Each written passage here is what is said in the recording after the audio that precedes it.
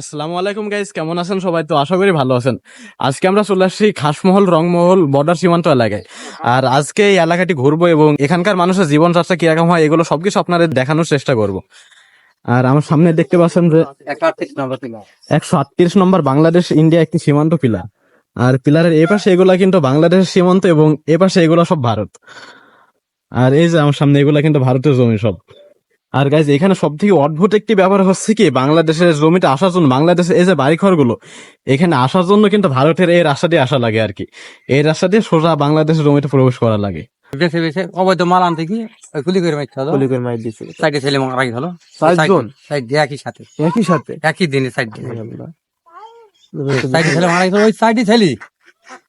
এখানে কোনো flag meeting বা কোনো এমনি কিছু- মিটিং হয়, এমনি মিটিং হয়।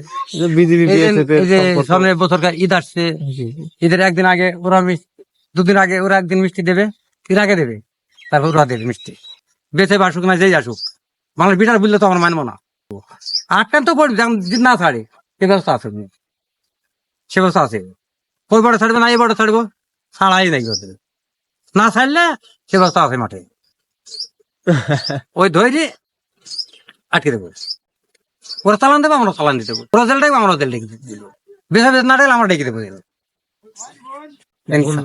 সামান্য করে থাকতো। এই যে পিলার, এ তো বাড়ির একদম 138 ভিতরে 138 নম্বর পিলার। আপনারা কতদিন যাবত এখানে বাড়ি করেছেন এই গ্রামে? মার্ক পর্যন্ত করে আচ্ছা আচ্ছা, আপনি বাংলাদেশি তো নাকি ভারত থেকে? বাংলাদেশে না করি। আচ্ছা, আপনাদের ভারতে কেউ আছে? হ্যাঁ, আত্মীয় স্বজন আছে আমাদের। কিরকম আত্মীয় সেগুলো? ওই দেখা না না না দেশ ভারতে ছিল না না, ওদিক চলে গেল, আপনি এদিকে না, চলে তো আসলেন। চলে এসেছে সব এদের। সব এধারে চলে আসছে। বাংলাদেশ চলে এসেছে। আচ্ছা আচ্ছা, তখন আপনারা এই বাংলাদেশে আপনার জন্ম। আমাদের বাংলাদেশের জন্য আচ্ছা আচ্ছা, মানে এখন কি ভিসা পাসপোর্ট ছাড়া কি ওদিকে যেতে পারেন না, না, না। ভারতের জমিতে? পাসপোর্ট না হলে কেউ দেখতে পারবে না এখন। আপনার তো শেষ সীমান্তের বাড়ি, কেরম হ্যাঁ। লাগে এখানে থাকতে আপনার? আমার ভালোই লাগে। ভালো লাগে? মানে এই জায়গায় আপনি জন্ম থেকে এখানে আসেন, দেখছেন। আমরা মা বাবার কোলে পড়ে যতদিন আমরা আমার বয়স এনে দেখছি। হসপিটাল বা কোথায় যান আপনারা, এই যে কোনো চিকিৎসা ব্যবস্থা করি চিকিৎসা কাহিনী যায়। গাংনিতে? আচ্ছা আচ্ছা, আর মানে- সরকারি হাসপাতাল একটা আছে আপনার, ওখানে নিলে পরে কোন সমস্যা নেই। তারা দিলে দেখা যায় পরে আমাদের কষ্ট হবে। ওরা যত জানে জায়গাতে ভয় আছে ওদের। আপনার বিএসএফ যদি 10 জন হয় আর বাংলাদেশের পাবলিক 2টা, হ্যাঁ। বিজেপি বাংলাদেশ বিজেপি 2টা আর ওদের 10টা, তাহলে ওরা 2টো সাথে পারবে না, পারবেন না। ও আচ্ছা আচ্ছা। ওরা পারবে না। সেজন্য ওদের জানে ভয় আছে। দেখুন আমাদের ওদের হাতের কমা, আলাদা হাতে বাংলাদেশের তো জানেন যে কি অবস্থা, একটা মাইল কিন্তু হয়। তো ওই বলতে ওরা ভয় ওদিকে পাত তুলতে পারে না। এর আগে বলতে আমরা অধিকার মানুষ এদিকে আসছে, অধিকার মানুষ ওদিকে যাচ্ছে। কত বছর আগে তাও? এটা বহুত দিন গার নানা নানারা বলতে আরে। গাইজ কিছুক্ষণ আগে আপনাদের দেখাচ্ছিলাম যে ভারতের রাস্তা দিয়ে কিভাবে মানুষ বাংলাদেশে আসছে। আর আমরা কিন্তু এরপরে আরেকটি রংমহলের সীমান্ত পিলারের কাছে চলে আসছি। আমার সামনে দেখতে পাচ্ছেন যে এই যে আরো একটি সীমান্ত পিলার, 138 নম্বর 5 বাংলাদেশ ইন্ডিয়া সীমান্ত পিলার। আর পিলারের পরে দেখতে পাচ্ছেন রাস্তা এবং এই যে বাড়িঘর, এগুলো কিন্তু গাইস আমাদেরই বাড়িঘর আর কি। আর এই বাড়িঘরের পরে পিলারের পরে এখান থেকে আবার কিন্তু ভারত শুরু, এগুলো কিন্তু গাইস সব ভারতের জমি। আর এই যে এগুলা কিন্তু বাংলাদেশের বাড়িঘর। আর এই জায়গার গাইস খুবই অদ্ভুত ব্যাপার হচ্ছে কি, এইখানকার যারা মানুষ বসবাস করে তারা কিন্তু বাড়ি থেকে বের হয়ে সরাসরি ভারতে প্রবেশ করতে পারে। আর এমনকি মানে বাড়ির জানলা দিয়ে মুখ বের করে ভারতের মতো একটি দেশ দেখতে পায়। আসলে গাইস এই ব্যাপারটা খুবই অসাধারণ। আর এই যে পিলারের এপাশে এগুলা ভারতের জমি এবং এপাশে এগুলা বাংলাদেশের বাড়িঘর।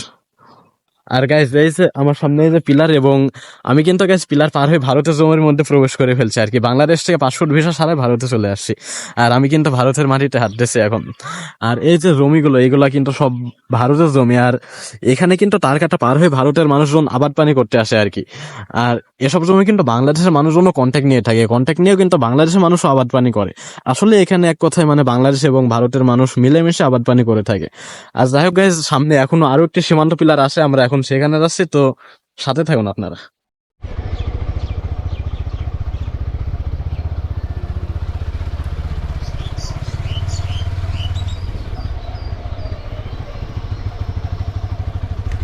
গাইজ আমার সামনে দেখতে পাচ্ছেন আরো একটি বাংলাদেশ ইন্ডিয়া সীমান্ত পিলার।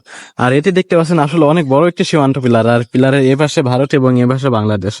আর এই যে পিলারের পাশ দিয়ে মানে বাংলাদেশের রাস্তা আর কি, বাংলাদেশের একবারে শেষের রাস্তা। আর এই বাংলাদেশে এই যে বাড়িঘর গুলো এগুলা কিন্তু একবারে বাংলাদেশের শেষের বাড়িঘর। তারা কিন্তু গাইজ এইসব বাড়ি ঘরের মানুষজন কিন্তু জানলা দিয়ে মুখ বের করে ভারতের মতো একটি দেশ দেখতে পাই। আর এই যে জমিগুলো, এগুলো কিন্তু সব ভারতের জমি।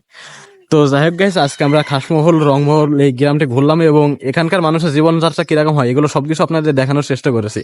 ভিডিওটি কেমন হয়েছে আপনারা কমেন্টে জানাবেন। আর সবাই ভালো থাকবেন, সুস্থ থাকবেন। ধন্যবাদ সবাইকে।